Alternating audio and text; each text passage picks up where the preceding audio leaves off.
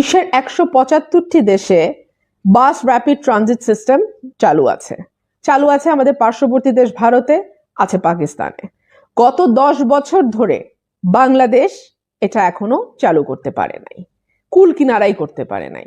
অথচ বিশেষজ্ঞরা বলছেন যে 9 মাস থেকে 1.5 বছর পর্যন্ত সময় লাগে একটা বাস র্যাপিড ট্রানজিট তৈরি করতে। পাকিস্তানে গত 2.5 বছরে 3টা বাস র্যাপিড ট্রানজিট হয়ে গেছে, অথচ আমরা 10 বছরে কোনো কুল কিনারা না করতে পেরে বিশ্ব রেকর্ড করে বসে আছি।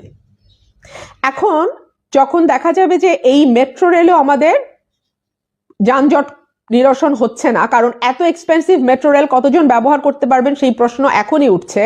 এবং এটা যে একেবারেই সাধারণ গণমানুষের জন্য নয়, এটা যে মধ্যবিত্ত এবং উচ্চ মধ্যবিত্তদের পরিবহন ক্ষেত্রে ব্যবহৃত হবে এবং গণমানুষের জন্য যে বাস সার্ভিস যেটা সেটাই চালু থাকবে, এটা নিয়ে এখন আর কোনো দ্বিমত নাই। সুতরাং এরপরে যেটা সরকার পরিকল্পনা অলরেডি হাতে নিয়ে নিয়েছে সেটা হলো আন্ডারগ্রাউন্ড করা, সাবওয়ে করবে তারা, এবং সেই জন্য অলরেডি 52,000 কোটি টাকার একটা প্রকল্প হাতে নিয়ে নেওয়া হয়েছে। অর্থাৎ এই যে বড় বড় প্রকল্প নেওয়া, কিন্তু সত্যিকারের মানুষের প্রয়োজনে লাগা, মানুষের জীবনের সঙ্গে যেই প্রকল্পগুলো সত্যিকার অর্থেই কাজে লাগবে, মানুষকে একটু স্বস্তি দেবে, সেই জায়গাতে নজর না দেয়া একটাই কারণ, সেটা হচ্ছে এই বড় প্রকল্প থেকে বড় খাওয়াখাওয়ি করা যায়, বড় লুটপাট করা যায়।